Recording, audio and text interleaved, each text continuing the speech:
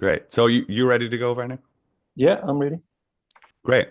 Well, Werner, thanks so much for joining me this morning. This is the first time that me and you have actually got the opportunity to chat, and it's something that came around through a mutual friend, through Stu McMillan, saying that, someone I'd love you to get on the podcast sometime is Werner Prinsloo, who coaches Akani Simbine over in South Africa. But Werner, you have quite a big group of sprinters over in Johannesburg, so I suppose not only would I like you to talk about and introduce, what you're doing currently right now, but actually how you got to where you are and yeah, how you got into coaching in general. Okay, well, thank you much. Thank you very much for having me. Always a pleasure to be sharing some of my experiences and my knowledge with everybody. As you said, I mean, we don't get to, down in South Africa, we don't always get the credits I believe we deserve. We've got some, excellent coaches down here. We've produced some of the world's top athletes over the years. So yeah, thank you very much for this opportunity. Yeah, so my sort of path into athletics is sort of a long one. It started for me at school, at high school, my interest in coaching. I was, an average athlete at high school. Like Boulder, I did 100 meters, 200 meters. And at some point, probably when I was 15 or 16, I realized, some of these other kids are way faster than I am. But I didn't want to lose my spot on the team. So I decided to move over to the 400. I started training for the 400 and quite enjoyed it, which is strange to say because most 400 guys don't enjoy it. But I really enjoyed it. Finished school. And then after that, unfortunately, I wanted to study, but I wasn't able to. And I wanted to study something that could stay, allow me to coach on, whether it be a teacher or sports management, just something that would allow me to continue coaching. Unfortunately, I wasn't able to do that, and so I started working sort of in the private sector, um, in the corporate world. And so for many many years, that's what I did. Worked full time, and the athletics sort of took a backseat for a while. I had some other interests that I pursued. And around about 2006, that sort of interest came back again. Um, Divine intervention, I don't know what it is, but something just pulled me back into it again. I think it was just the universe saying this is what you have to do. Um, and I just grabbed all my old research books, all my everything that I researched over the years, grab those things again. And by this time, we had internet. So I was able to get some more resources, more information. Back then, there was no internet, so I had to go to the library to get information. So I would spend a lot of time there. But by 2006, I got back into it. Um, just did a lot of research. By 2007, I joined a club not too far from me, the Kempton Park Athletics Club. They said I could coach there, starting to build a small group with kids and everything. Just trying to put all that, um, what I've learned into practice, basically, because I've done the research. But as you know, the research just keeps going. You never stop learning. Um, and I was at the club for a couple of years. And then 2010, I basically took over some of the admin of the club just to try and, to help the others as well. And I said, well, let me just advertise what we're doing here at the club in the local newspaper. So I just put there just a small article with my number in it. And Akani's father actually saw the ad. And at that time, they were looking for a coach for Akani because uh, his principal at school said, listen, you're pretty fast, but you need some proper training. And they thought they must take it further. So his father then got the ad. He saw the ad in the paper, gave me a call, and 2 days later, he showed up at the track. I didn't know anything about him. All I knew was fast. They told me he was fast. Um, and we started training. At this point, as I said, for me, it was just a case of trying to build a group of athletes. I had no intentions at that point of, I had no idea what sort of pro athletics was all about, what elite or high performance training was all about, until I started working with him.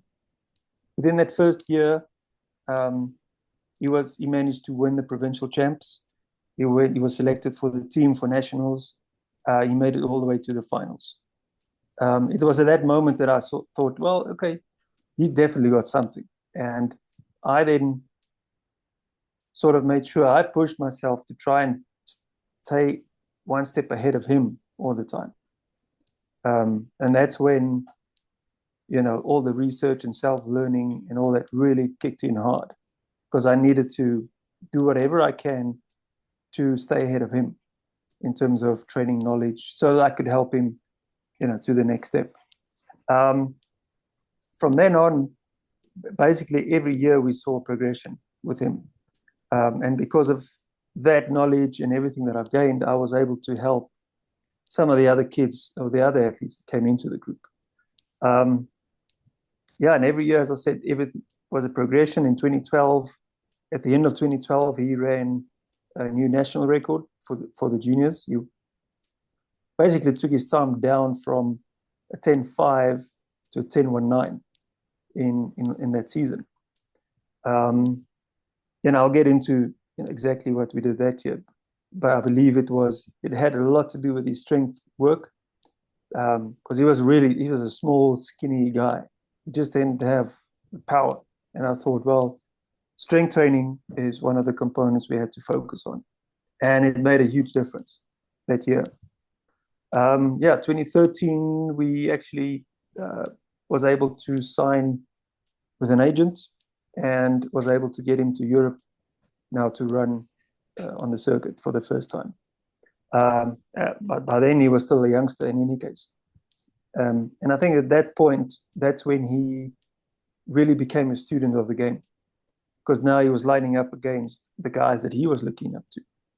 2014, 2015, it was the first year he ran his first sub 10 in 2015. And again, that was something that we knew was going to come because the previous year he went 10.02. So 2015 was his first sub 10. And he's been running sub 10s ever since then. But the big thing, as we always said, it's been a journey for us because we came into the game pretty, fairly new to this, and we grew together. We walked this journey together. We traveled together, and I think that's what made this, let's call it relationship, so special up to now. So that's been my sort of journey into it. 2017, up until 2017, I was still coaching part-time. I was still, having a full-time 9 to 5 job. And luckily, 2017, a sponsor came on board and said they want to help us so that I was able to do it full-time and also travel with the athletes to Europe. And I think that's made a big difference if you are able to travel with them and experience basically what they're experiencing. And I just think it gives a much better understanding as to what they're going through when they go on the circuit. And I've been lucky enough to do it full time up to now. By hook or by crook, I've been able to do it. How many do you currently have in your group right now, Werner? So right now, it's not a big group. I've got 9 athletes in the group. Akani is probably the most elite or the senior athlete. And the rest are youngsters. The youngest one I have is 18. And the rest are on that verge going from the junior level into the senior level. So most of them on that level. And do you find that it's really important for them to see someone like Akani kind of, especially because he's been so consistent, you could argue that that's like the big term that you would associate with him, and that Mm. they're able to kind of mimic a lot of what they see from him in terms of even just attitude and work ethic and everything like that. Yeah, and he's very much he always said, look, you'll give your advice to anybody, especially the athletes that are part of the group. If they want to know something about, anything, then he's very helpful that way to help the athletes in the group and see how he's done it on and off the track. I think that's also a very important aspect of it is off the track and how you manage yourself off the track. And he's been an example very much to the youngsters. And I know that, the athletes love to train with him. He's a down to earth guy. Myself also very down to earth. Um, and it's funny. Someone made the comment the other day that we are very much alike in our personalities. That we don't talk a lot. We say what needs to be said, and we get down to work. We're not people that try. We don't talk a lot about this and that. So we just get down to business, do what we need to do. But yeah, the athletes, the youngsters do look up to him, and they want to be part of that journey as well. That's an interesting piece you just mentioned, like how they manage themselves off the track. Can you give a little bit more insight into what you mean by that?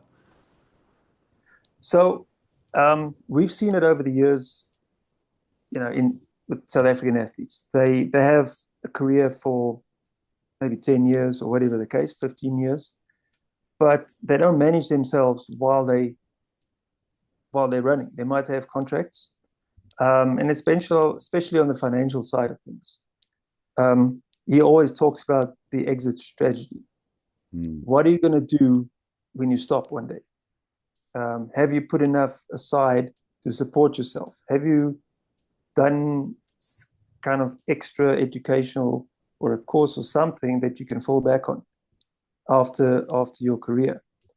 And that has been his message to a lot of athletes over the years, and he's done a very good job at it. He knows how to manage his funds, his financial side. And if there's one thing that he wants to teach some of the youngsters, it would be that is what do you do off the track?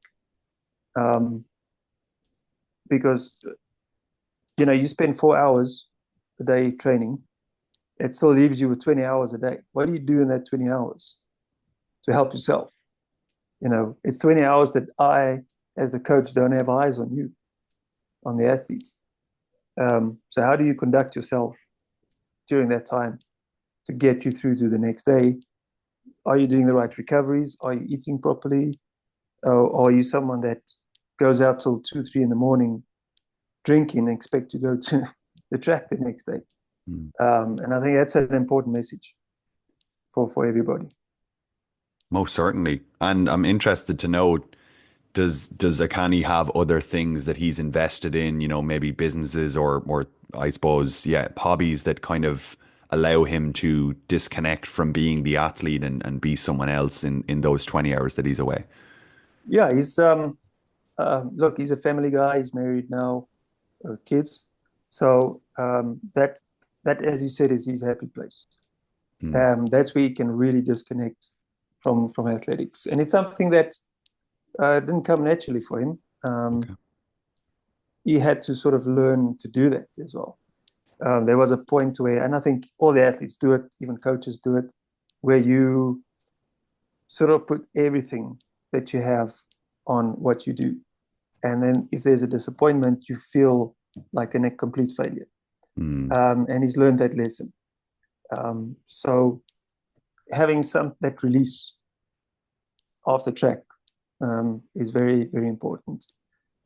He has, I don't want to get into details about his personal things, but yeah, over the years, he's managed to get himself involved with some businesses um, that that he's already busy with, Hmm. but it's definitely something that he can naturally just, immediately fall into after when he decides to retire.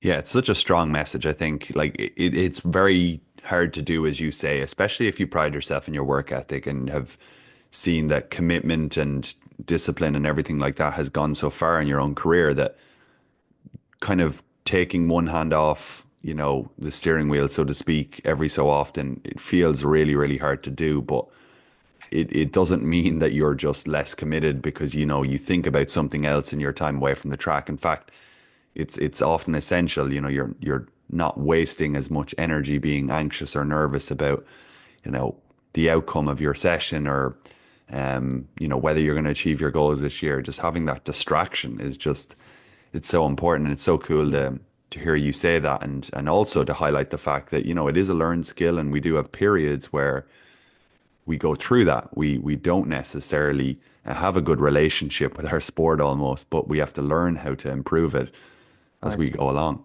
Yeah. And another thing I might also mention here is in South Africa especially, and it's probably the same in some other African countries as well, is that we've got athletes here, very talented athlete youngsters that come through, and we can see they've got the talent, and they are very eager to train and do well. But the situation at home is so difficult that some of them might not even have food for the day. They don't have food for 2 days, and it's just that kind of situations that we have to deal with. Um, they come to track, as I said, they're very eager, they have the talent, and if we can't, get them away from that and put them into a system where they can thrive, we might lose that athlete in a couple of years' time, because the parents just say, "Look, we can't do that." You know, uh, if they can get to university, sure, then they part of a system where they get 3 meals a day.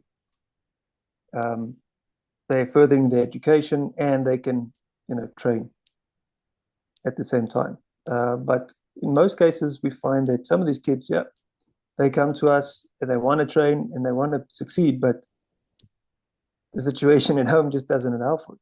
Hmm. And that's the, cases where we really have to step in and help. Mm. Yeah, that's an extra set of, I suppose, complexities there that, at least in Ireland, I can say for the most part, we don't deal with, and yeah, that's got to be tough, especially when you can see that there's a lot of talent and through no fault of their own, and Mm. perhaps even the environment they come from's fault. It's a systemic thing that's rooted back for so many years, and Yeah, and it's yeah, really hard to unpack. yeah. But So you do. that becomes part of our challenges, a unique challenge, for us. Um, besides all the training and making sure that the athletes do perform as they want to. Yeah, that's the other thing that we have to deal with. Mm, yeah.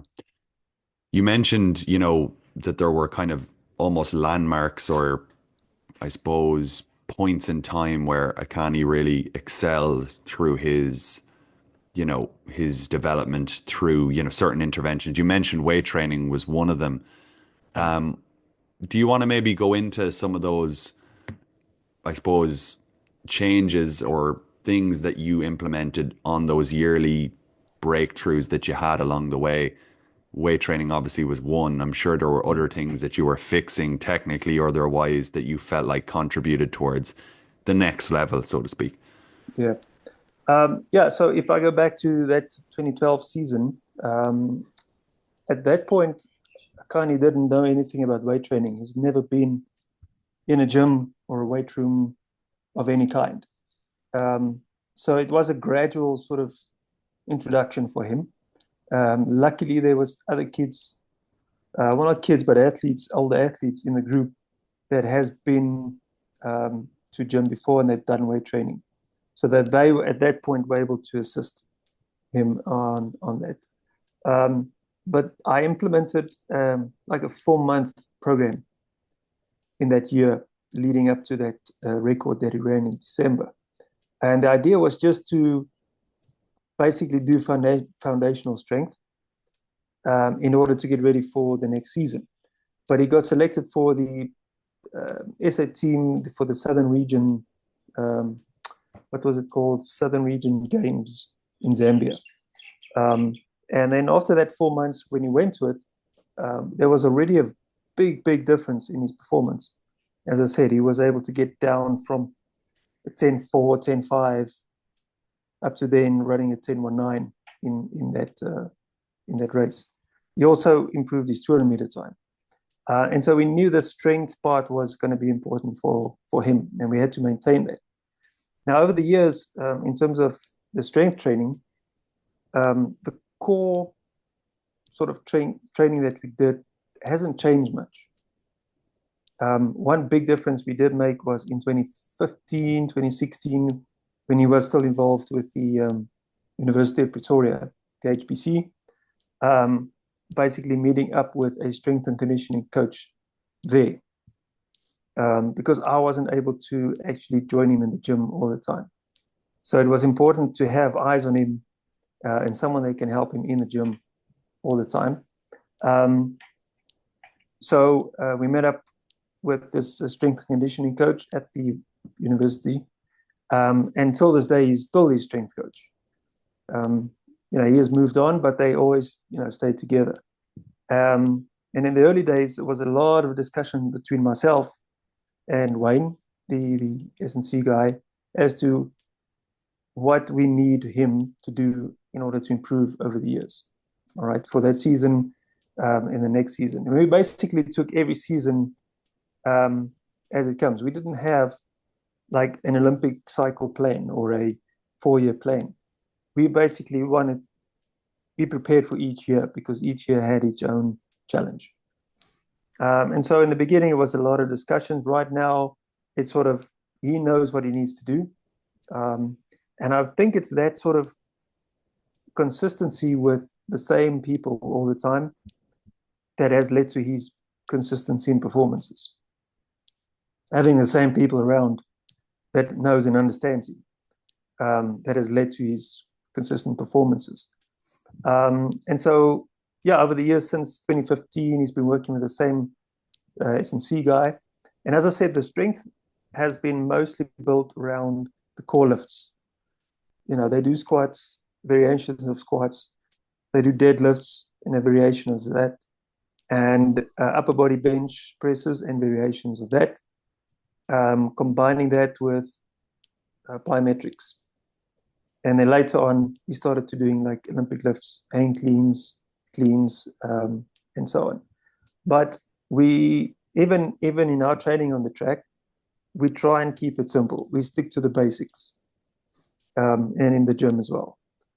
And then another important fact is from, I think it was 2018, he had a physiotherapist that was able to travel with him as well. And again, until this day, she is still his physiotherapist. So we have this core team between myself, the strength guy, and the therapist that has been around Akani for the better part of 8 years. And I think that has made a big difference in his performance. Yeah, those are huge pieces. And it's especially like the fact that the three of you have great relationship now, having kind of spent so much time together. So I'm wondering, like, how does that kind of come about? How did you and the others start to sit at the table together and really have these discussions? Because sometimes in performance setups, it seems like these are separate pieces, but I'd imagine that, well, I can tell that you know a lot about all three of them already. So it's seemingly a very tight relationship, so to speak. Yeah.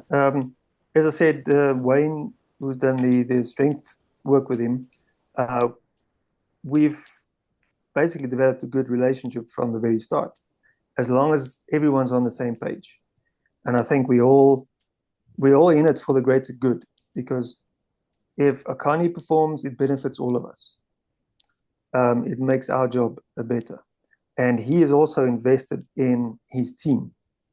He's got a nutritionist or a dietitian that he sees. He's got a psychologist. He's got his agent. I mean, his agent has been around since 2013 as well. So it's that group. And he made it clear that this is the team that he wants to work with, and that's going to help him go forward. And he always calls it as, it's an investment. Mm. investment in his career. But as I said, if he performs, it benefits all of us that are involved. With the therapist, well, she's able to travel for the 3, 4 months that we travel, and that has also become very, very important. And I know in 2017, as we were preparing for the World Champs in London, we didn't we didn't have a therapist around for that whole season while we were, in Europe, for instance. And he basically went to London with a hip flexor problem. Now, it didn't disable him completely, but he couldn't perform 100%. It was only when we got to London that we were able to get to a therapist and say, okay, there's a problem. Let's see what we can do. And then it was that year, in fact, that we realized how important it was to have a physio with you while you are training. Because, I mean, the training gets more intense, the sessions get more intense. So you need some therapy, that release, to maintain the body in order to get through to the sessions. And also, you're traveling a lot, you're racing. So all that kind of accumulates in the body, and you need that sort of help. So 2017 was sort of an eye opener. We said, look, we need to invest in this. We need someone that can be there and help with that. Luckily, we were able to find someone, and yeah, she's been around since then. So yeah, it's all these little things that you learn along the way. Every year, there's small things that we learn about traveling, about accommodation, small things that you don't normally think of that actually makes a big impact on your performance. How many times would Akani now, let's say during a really tough training cycle, see a physio a week? Like, would you be very strategic about, okay, well, it's got a hard session on Monday, so we're going to see her maybe or she'll come to the track, or how does that kind of work? So for him, and I try to get my other athletes to do the same as well, if they can afford it, is to see a physio at least once a week. Because our training, pre-season is quite intense. Getting into season, it's still intense. So you always need that kind of release. You can't get through the week and to the next week with all that training still in the body. Mm. Because it just, as I said, it accumulates over weeks, and all of a sudden you get an injury and you wonder why. It's because of that.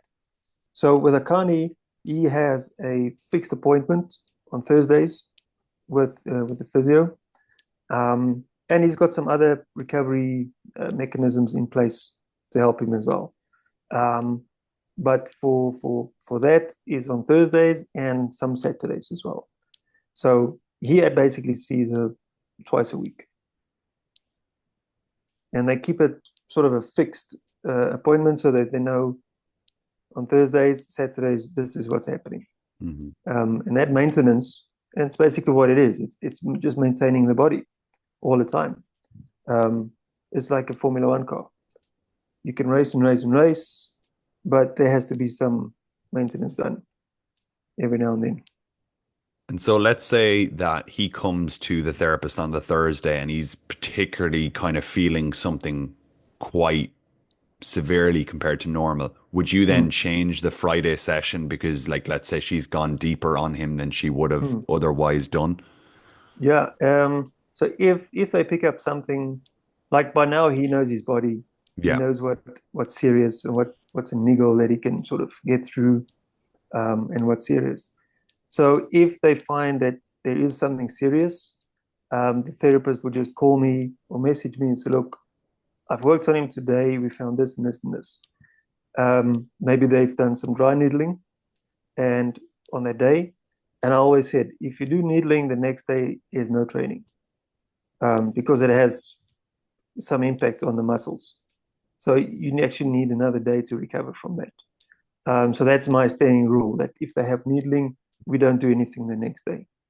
But yeah, as you said, if we find something that's serious, we would then just sort of back off of the training for a bit, just give the body some time to recover. They have probably more sessions with the physio, um, do the rehab or the recovery that is needed, and then we'll get back from that. But Akani at this point, as I said, is mature enough to know. He knows his body. He knows what's serious Hmm. and what he can handle. Hmm. But it's very important that we have that open communication between everybody so that we know how to move forward. Yes. We're probably teasing at this for the last few minutes, and that is like more on the training side. So, like Mm-hmm. you'd mentioned that it is quite intense during the preseason. Like, could you describe somewhat of a normal week, maybe, as you're 2 to 3 months into your preparation? Right. So our season normally starts in November because Akani would run until sort of mid-September Hmm. would be his last couple of races. And then he'll take probably 4 to 6 weeks off. And we try and get back and by November, depending on what the season um, looks like, coming up.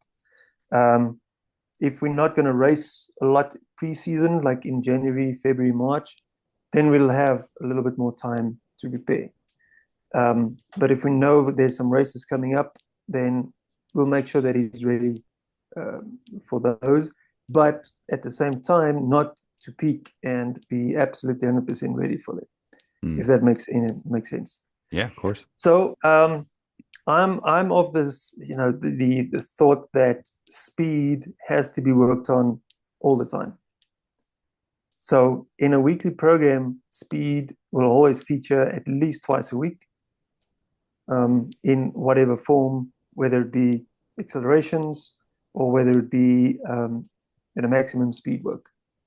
Um, the week sort of follows a 3+1 and a 2+1. So we'll go 3 days on with a recovery day and then 2 days with one day off. And I also use a contrast training. So we'll have one hard day with a recovery day.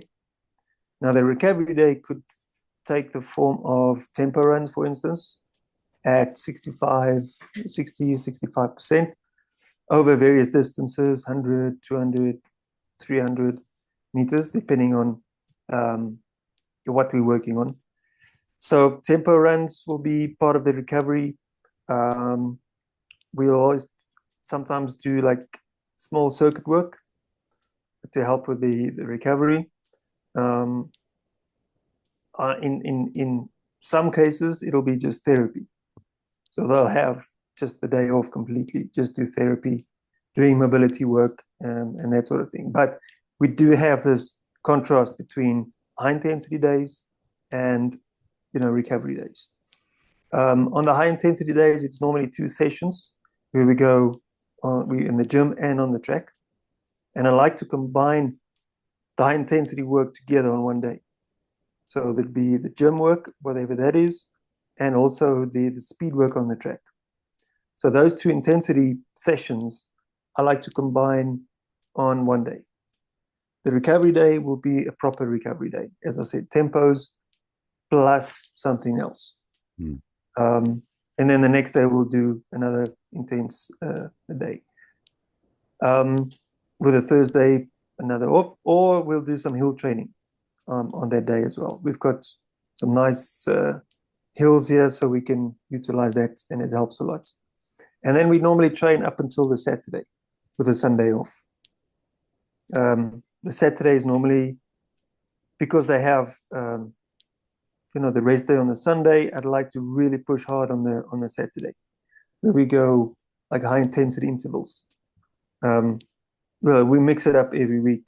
It could be different sessions where we go shuttle runs over 60 or 80 meters, where they go 20-meter hard and they jog through, turn around, go 40 hard, and then turn around and then a full 60. And we'll do a couple of sets of that. And that's very much pre-season, where we do just general sort of conditioning work. And as you noticed, most of the runs that we do are not long runs. That if we start doing speed endurance work or special endurance work, It'll come later in the season. Then we go out to maybe 120, 150, 250, and those become proper sort of quality sessions in spikes. Now that's the other thing. We try and stay out of spikes for as long as we can, at least for the first 2 or 3 months. Where we train is a grass jack, which helps us a lot. So we do a lot of the initial training on grass. In terms of the speed work that we do, especially preseason, I like to do what they call stack sprinting in order to get some kind of endurance work into the speed work as well, without going for long runs. But by stack sprinting, let's take an example of what we did yesterday. We would do acceleration work for 20 meters, right? But we do various starting positions. So the first one might be a falling start.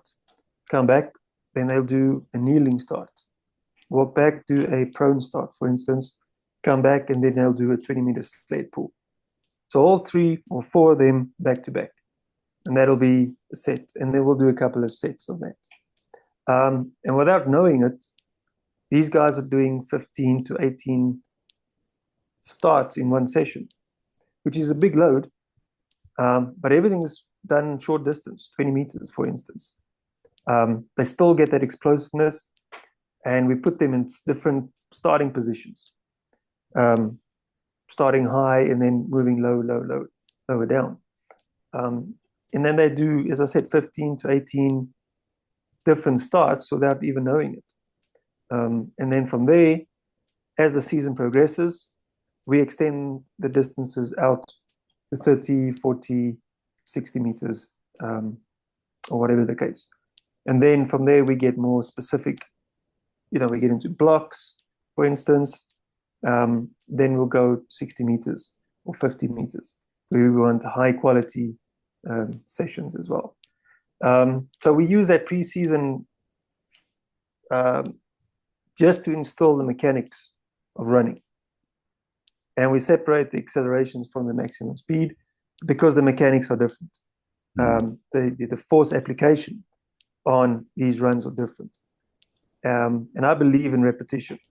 That's where we get our training from, is repetition. I want to do as many reps as I possibly can. Even if it's a short distance, I want to try and get the reps up as much as possible so that we can get consistency over the couple of months. And that's very important to me. And as I said to the guys, you can do 8 starts in 8 different ways, but that doesn't help you. You want to do 8 starts exactly the same way. Then if you're being consistent. You can take that to a competition, and if you start that way, that's the way you're going to start. You don't have to think about it. So that repetition becomes very important to me. And then it's the same with the maximum speed work. We'll just extend the distances as we carry on. So with those starts, or any kind of technical session you mentioned there, are you trying to get them aware of like what a good start or what a good acceleration looks like? And then they can, kind of almost unconsciously repeat that without much guidance. And you will almost reward them for consistency. Because I think like oftentimes we go for, in many cases anyway, I don't know with everyone, but we kind of reward intensity, and we reward other things that maybe don't relate to execution, if you get what I'm saying. But Yeah. once you build a skill, you can layer in the intensity that bit more. And I'm not talking about like 60% to 90%. I'm talking about like 95% and 97%. Like there's a small difference there, but it's when you're just at that controllable amount and Yep. you're kind of technically proficient at that area, and then you can start to notch it up. Whereas some people, we kind of end up going 98% from the get-go, and our technique falls out the window. So it sounds Yeah. like to me that you're kind of rewarding that awareness and that execution first. Yeah. The execution for me is very important. It's important for the athletes to get a feel for what acceleration should feel like. And that's why we put them in different positions as well. For in the preseason for a long time, I don't have a stopwatch. I don't time the runs whatsoever. Um, all I'm doing is looking at them and giving feedback, giving instruction on if we're doing a falling start, for instance, what should it feel like? What should they look for? And obviously, I use video and I record it and I show them, okay, this is what it looks like. Maybe that leg and that foot must be right there. The body position is wrong, and they can adjust it. But it's just at the beginning, it's just getting a feeling for what good acceleration feels like. And in terms of the intensity, there's a big difference between intensity and effort. Like we say, what is 95% intensity? That is based on time, right? It's 95% of their best time. But in the beginning of the season, there is no best time. They're starting out. That's the big difference. And you might do the runs in shoes, in trainers instead of spikes. So that makes a big difference. You might be doing it on grass, thick grass, instead of a synthetic track. That also makes a big difference. So the intensity is also variable as to where you're running. And also, are you training by yourself or are you training in a group of 5 people?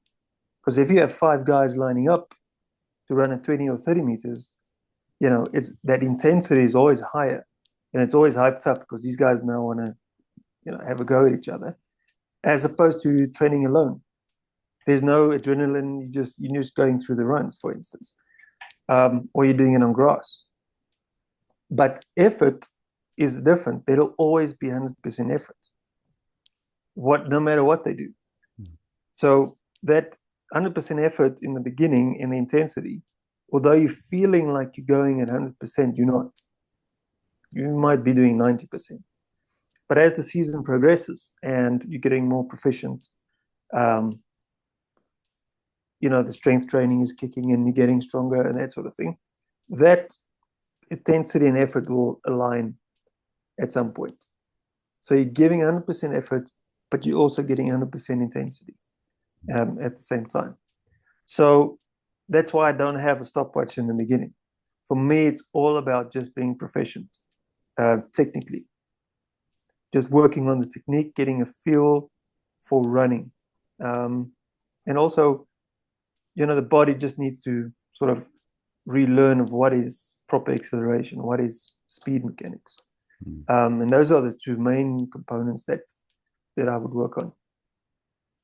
I like that for a lot of reasons. And I think about what might be a good argument for coaches to integrate speed work in the beginning of the year. And your statement there is brilliant because one of the common, let's say, resistances that coaches have of doing speed work every year is that, it's hitting too high of intensity too early. But you make the case that, well, if you're in shoes and, you're on a grass track, you're still working on the skill of acceleration that is important for sprinters. Yet you're very constrained by the distance you're running, the surface you're on, and, the shoes you're wearing. So it's kind of allowing them to see that there is actually a bridge to build with their training and ensure that they're not, I suppose, getting too far into the season where they're, missing the big pieces that are so critical to perform at a high level. Yeah, exactly. And also, I mean, 20, if you go 20 meters, anybody can run 20 meters fast. Whether you're a shot putter or a discus thrower, rugby player, you should be able to run 20 meters fast, right? But what is fast? For some, it's different. But anybody can manage a 20-meter run. It's that stack sprinting that for me, makes a big difference. Because if you can get the repetitions in, it sort of accumulates. All that sessions accumulate. And it's like building the bricks one on top of the other. And over a couple of months, you'll be able to go out to 30 meters, 40 meters, and so on. And then obviously with the recovery tempo work, it just allows them to open it up a bit. because they're running it at a slower pace. And I tell them, um, you know, because you're running at a slower pace, it allows you to think. Think about your arm action. Think about your body position. Um, However, the mechanics of running at 60% and at 90% is quite different. I mean, your foot strike, how you contact with the ground is very different. But it also allows them just think about their body position um, as well. So everything that you do becomes sort of a technical thing because it's a skill. I mean, sprinting is really a skill. I mean, anybody can run fast. I mean, I don't train, but I can run fast as I can possibly run. But I'm not a sprinter anymore. That sprinting is really a skill and that needs to be trained over time. And that's the argument for many coaches that linear periodization does not exist anymore. You have that sort of, you work on everything at the same time throughout the season. Yeah, it just takes different forms, as you say, like what each component evolves into is obviously different, but it's the same quality or, Yeah, neurological battery being used, and it just expands. I'm yeah. interested to know the interval training that you talked about your folks were doing yesterday. Mm. Is that at like a fairly moderate intensity, somewhere between, 70 and 80, or is it more on the kind of speed end of things? How do you integrate that? Yeah, the high intensity intervals. As I said, that's kind of it's got nothing specific to do with speed as such. We're not focusing on technique at that point. Um, this is merely a conditioning exercise for them. And as I said, I like to do it on a Saturday, for instance, because maybe they only had gym session on the Friday. We didn't do any track, and they have the Sunday off. So, it's time to it's a good time to really push them a bit. And these, as I said, are nothing really specific. We just do different um, sort of runs at different intervals and also distances. The main thing about it is the recovery. It's a very short recovery between the runs. So whether we go out for 30, 40, or 50 meters, the recovery is very short. And I think that gets them. So they forget about technique at the end of it. They just need to finish the sessions. Um, and that really sort of separates, the real sort of athletes from the ones that are just sort of there trying to get through the week. Those sessions really test them. Mm, But it doesn't last long. We might do it for about 2 months early on, just to get them going, and then from there we get more specific. mm, mhm. Yeah, that's great. I really liked as well. You said that the variation of starts kind of, I suppose, push the athlete to find their space almost and repeat the same pattern, but from a different kind of, yeah, space essentially. Mm. That kind of brings me towards like block setup, which is something I've not really talked with many guests about. But do you have kind of a core philosophy or way of measuring or assigning distances and all that to each of the athletes that you work with? Yeah. So when it comes to block setups, I think anthropometrics play big parts in this. Because as you imagine, some athletes of different levels will have longer legs, they have longer femurs with a shorter torso, for instance. So their block setup will be different to someone that is maybe a 172 as opposed to a 1.8 meters athlete, right? So when we set it up in the first place, we look at the set position because that's probably the most important position to be in is in set because from that set position is where you actually push out and start your race, and you want to be in the best possible position um, to project yourself out onto the track. So from the set position, we'll go back into the on your marks, and that position must be as comfortable as possible because in the blocks, that's probably where they spend the most time. When they call them in, you'll spend at least a couple, 20 to 30 seconds in that position. The set position is only 2 or 3 seconds, but it's the most important position to be in, right? Because that is when you utilize the right angles and application of force to project yourself out of it.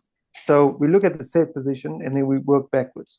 How do we set up the blocks so that you can get into the right set position? Now, for each athlete, obviously it'll be different. And you can just look at a picture of the finals in Paris, for instance.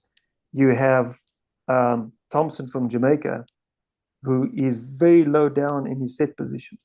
Like his knees, the angles are very low because he's probably a very strong athlete. So he can actually push out from that position.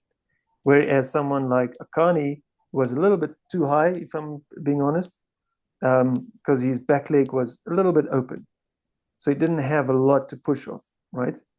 Noah Lyles also has a very higher position in the set. So it differs from each athlete, but we set it up from the set position, right? Kind of markers that we look for is the shin angles in the set position.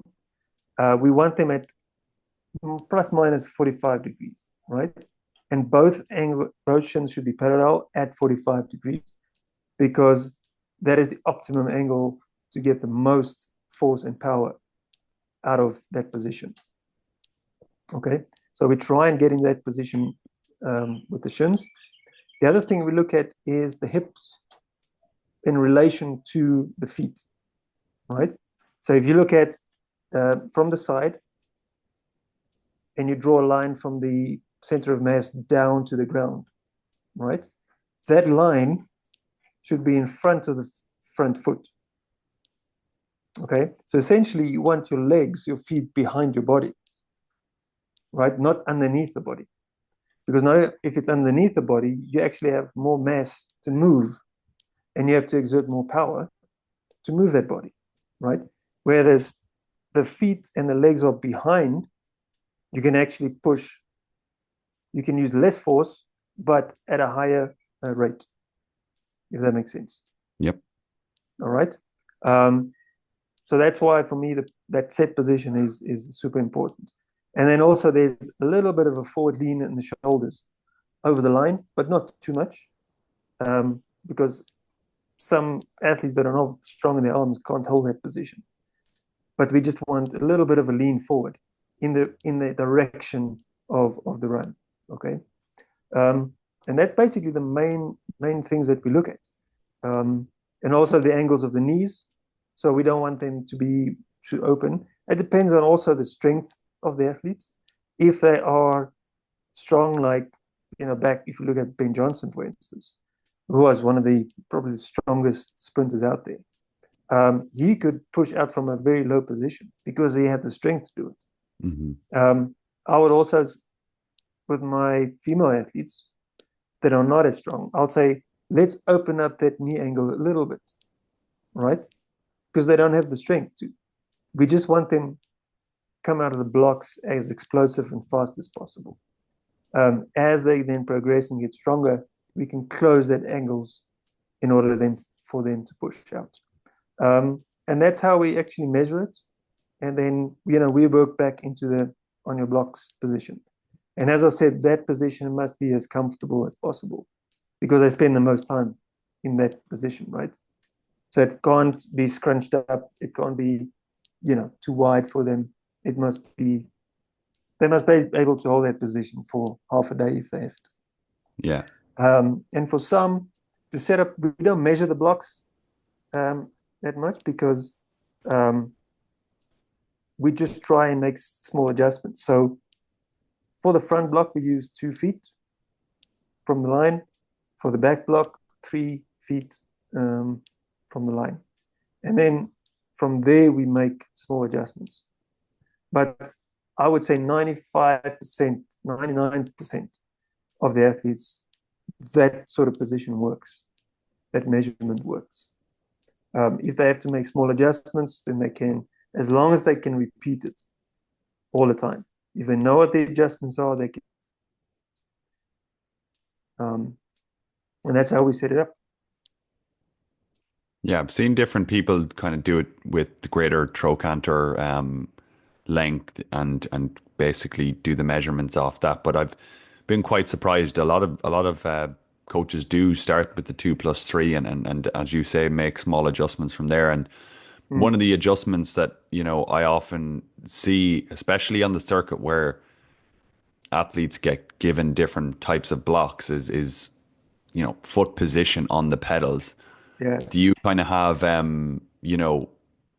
things that you're looking for within the block that you're kind of going to use as guidelines for what you might tell the athlete?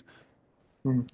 Um, the basic rule is that if, for me, is that when you put your feet in the blocks, you must make sure that the toe is actually supported on the ground, right? So that the foot doesn't sit too high on top of the block. Because if you go into set, it might slip down because that's also happened. So try and put your foot on the toe, just touching the ground, so that actually the ground supports the foot. Right. Now I know that's not always possible with certain types of blocks. The Olympic style blocks, the bigger ones, um, they are slightly curved at the bottom. You get the blocks that have that extra plate at the top, which makes it very difficult. Um, then you sort of have to play around. If you have bigger blocks and it's more comfortable, just to lift your foot up a little bit off the ground, then we do that as well. But we have to play around with that. But the basic rule for me is, especially in training, is to have the toe basically on the ground so that the ground supports the foot in the block. So you don't get that slippage. Because a lot of time, when they go into the set position, they move forward too much and they actually pull the feet out of the blocks and then, they slide down, Yeah. right? So if they're on the ground, you won't have that problem. Um, the other thing that I'm just thinking of is what I always tell the athletes when they go into the set position, make sure that the whole foot is basically pressed against the block, right? Especially the heel part. The heel must also push into the block. There can't be a gap because if you get that quick reflex, and you Mm, actually lose that tension in the muscle if you do this. Whereas if the heel is pressed at the top into the block, you can use that stretch reflex of the muscle and then pushes out of the blocks. So that's something that we also work on consistently. mm. Yeah, it's like a pre-tension that's just ready to kind of uncoil as you come out of the blocks. Right. Yeah. And if there's a gap, on the foot to the block, you lose that recoil, right? And then you're just pushing out instead of mm. really using that reflex off the block. Hand positioning is another one where, it kind of can often change with sizes and level of performance as well. So like I suppose the width of someone's hand position, do you change that depending on the athlete as well? So for example, like someone smaller and more elite can go wider and things like that. The hand position, as in relation to the shoulders, Yes, like yeah, so yeah, how far they are spread apart so from the spread yeah, in apart, relation to the shoulders. yeah, Yes, yes. yeah. So the main thing is you must allow the shoulders. If you look at this, if these are the shoulders, the body to basically move through the shoulders, right? So you must have them a little bit wider than the shoulders so that the body is raised a little bit. Mm, Um, because when you go into the set position, the hips will be slightly higher than the shoulders. That's where you want mm, it. So if your shoulders are too high, obviously your hips will be too high, right? mm, So we try and just bring them out so that the shoulders are a little bit down and the hips raise at the right position, all right? If you are an athlete that don't have necessarily strong shoulders, you're not going to put it out there because you won't be able to hold that position. You just mm, don't have the strength to hold it, right? So whatever can hold the position up or your body up for that set position is where you should be. It should be, fairly comfortable. And then also the hand position, the fingers. A Hmm. lot of people, put them there on the line or they spread them. What I say is you want to spread the load over the hand, right? Because if you put all the pressure just on these two fingers, you're Hmm. not going to hold that position long. It's going to become very uncomfortable, right? And also, when you go into the blocks, you stand there for a couple of seconds and you have to be able to hold that position. What I is we spread the fingers a little bit, put it flat on the ground like this, so that most of the weight is sitting in the middle of the hand right here. And everybody can hold that position. Everybody should be able to, manage that. Um, so the main thing is to when you get into the blocks, you're comfortable. It feels like you're ready to go. Hmm. Do you spend a long time kind of working on that initial setup? I suppose probably less so for Akani at this stage, but when you're in your early development phase, really teaching the athletes those principles that you've just talked about, getting them very, very familiar with them. Yes, yeah. Pre-season, as I said, we just work through that acceleration mechanics, and then we have to give them enough time to get settled into the blocks to make them comfortable in the blocks. Because you might have a session where you do 6 or 8 or whatever starts, and they just feel disorientated, completely discoordinated. They didn't feel it, or something went wrong. They walk away from that session really feeling bad. And a couple of days on, we do starts again, they might feel absolutely good. And we just try and get a consistency throughout. As I said earlier, if you do 8 starts, you want to do 8 starts the same way. And that sort of consistency happens over time. So we try and get him in the blocks um, with enough time before we actually get into the season. And do you ever like within the early kind of races tell the athletes, like this is almost like a rehearsal? I've heard, certain coaches as of late tell me like, you know, the early season races, they're C importance or they're C grade in their minds, and we're Mm. kind of preparing for the A races, which are your nationals or in Akani's case, the Olympic final or what have you, and kind of shifts your mind around like, okay, we're liable to maybe make a few mistakes today, but this is a learning process that we're engaging with here, and it's really important to, treat it as so and really try to execute as best we can. But the world isn't gonna end if we don't nail it.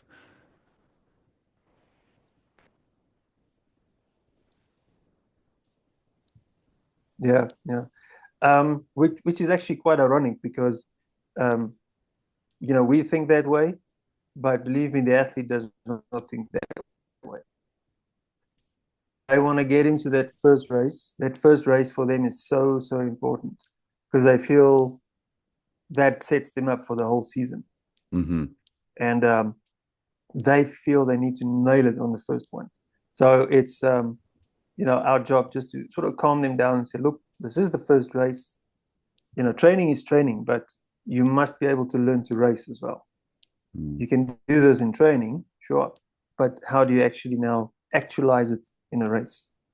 So yeah, it's our job just to, as you said, just to tell them, look, this first race is an icebreaker.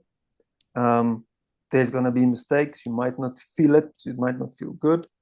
Um, but for them, uh, they want to nail it on that first one. They feel if they don't get it right on the first one, the whole season is gone. But as you said, it takes a couple of races to get into it. Some kids are lucky. I mean, some athletes are lucky. They get it right from the first race. They might get into the blocks and they run a fantastic time on the first one, um, which is good and it's good for their confidence. But also, we have to make them understand. Look, there's still a long season. Um, there's going to be more races. We just need to take it step by step here. Um, so yeah, it's just managing the expectation of the athletes. It becomes important. I can imagine in those cases it's very good to have someone like Akani in the group because he's probably seen every variation of season that you can possibly have, and he's that kind of Yeah, that experience to pull someone aside and say, look, I've had seasons where I started out really good, didn't turn out that good in the end, and vice versa. Yeah, yeah. It's as you said, we've had seasons where he starts off, with a bang. Um, he manages to keep that sort of that condition all the way through to the end of the season.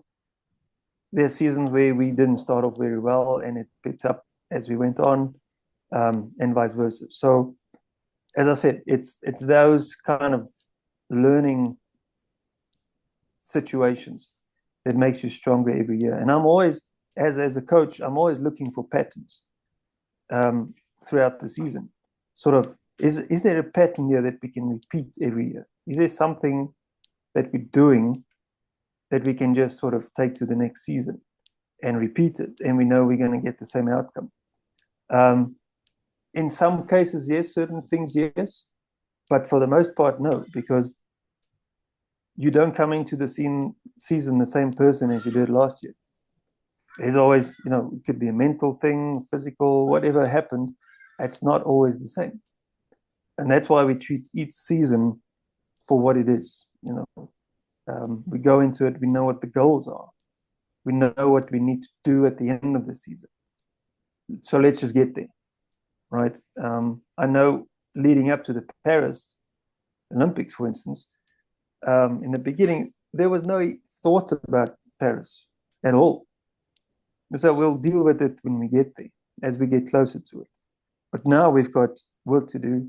We've got certain um, things that we need to get through, certain races that you need to do. And let's just get through these things. And we take it, step by step, leading into whatever big competition there is. But yeah, I try and look for patterns, see what we can do and repeat, um, see what I can use for my other athletes. I mean, what's the experience if I can't even use it with my other athletes, right? What I've learned over the years, how can we repeat that with the other athletes? What can I bring to the other athletes that I've learned with Akani, for instance? Um, my philosophy is always I train what's in front of me. So whatever the athlete brings is what I work with. And that is exciting and challenging at the same time because everyone's different, right? I can't train this kid the same as what I do Akani now. It just might not work for them. But I have to look at these patterns, see what works for a major part of the athletes, and then adapt it to maybe the youngsters.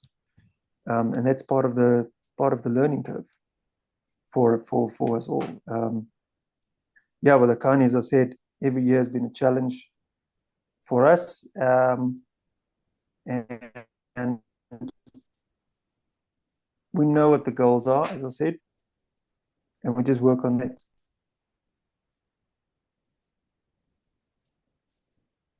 I think your connection was just dropping just there a little bit, Werner. But yeah, I got the most part of it. Yeah, I So see the network. what I was going to ask you off the back of that was when you say you're working with the athlete in front of you, is it kind of a lot of different things? It's technical, it's the physical, it's the even communication, and understanding how to kind of work on all of those things. And that's what you mean by, working with the athlete in front of you. Right. So what I mean by that is, firstly, is I look at the person. What kind of person am I working with here? Past the athletes. Who is the person in front of me? Are they shy? Are they? Uh, how do they learn? Do they learn through verbal communication? Do they need visual communication? And that also takes a while to sort of understand how an athlete actually operates. Well, should I say how that person actually operates? And every person comes with a background. Whether you're 18 years old or 31 years old, everyone has a background. And I try and understand that first. Get a connection with the person first, and then deal with the athletes, right? Because if you build that trust between the, you and the person, then the training becomes easier because they will follow you. They will buy into what you have, right? So that trust in the person for me is very, very important.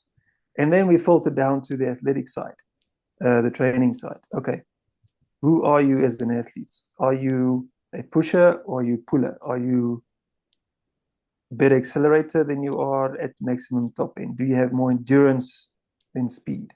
And all of that kind of things. Do you need more strength? Do you need less strength? Is plyometrics going to work for you? I have athletes that suffer from constant shin problems. So I know plyometrics for them is out. We need to find another way to get explosive power without doing jumps because their shins are just not, can't handle it. We need to understand why they're getting shins. That's what I mean by working with the athlete in front of you, right? Akani and I have been now together 14 years. We've built this relationship, trust. He knows me, how I operate. I know how he operates, right? We travel together, spend a lot of time together. So it becomes sort of a almost a non-verbal communication. We just know what the next step's going to be, right? With other athletes, you have to spell it out. You have to sort of give them an explanation of it. This is what we're doing. This is why we're doing it, and so on. Some athletes need more sort of motivation. Every day they need motivation. Why do they need to do this? So yeah, it becomes sort of a mixed bag of how you deal with these different personalities. And look, if there's an athlete that you just don't have a connection with, and you can't force these things, right? You can't force that connection. It has to happen authentically. It's just not going to work. Um, it's not like a rugby team where you're the coach and you deal with all these guys and they have to fall in line in any case because they're now part of the team. This is individual sport, and we try and you work one-on-one with someone, you have to have that connection. Hmm. And that's important for me. Yeah, it's massive. It really is, and thank you for clarifying all that because I think that is a really important sentiment to kind of end with. There is that like sometimes despite your best efforts, despite being curious, like it may not connect, and that's okay too. It's a different sport in its own way. Is that like you're taking someone into your training environment, and it's not a forced thing. It's something that we do have some autonomy over, and therefore you should do your best to kind of notice when it's not a fit, I suppose. For those who are kind of listening to the episode, Werner, how can we keep up with what you do over in South Africa, what your group is doing, and everything like that? Yeah, that's a good question. I'm not very active on social media. Um, I'm still of the old school. I'm sort of getting into it, but we do have an Instagram group called On Track. That's my training group. I've sort of dubbed it On Track many years ago. Um, our training group, so everybody that comes into it becomes part of On Track. I'm myself on Instagram, and you can just follow the link to On Track. So especially if we in Europe, I try and keep up to date with posts regular, and as new athletes come in, we'll introduce them and put them on the group and so on. So everyone's welcome to follow us on there. Besides podcasts like this, I don't do much in terms of sort of these podcasts a lot, but if I get invited to, I'm more than happy to do it for sure. Well, I really appreciate the last hour and a bit where you were sharing so much of, what you've learned, not only with Akani, but like just your general coaching journey. And it's been really fun to chat to you. So thank you. Excellent. Thank you very much for the time. I appreciate it.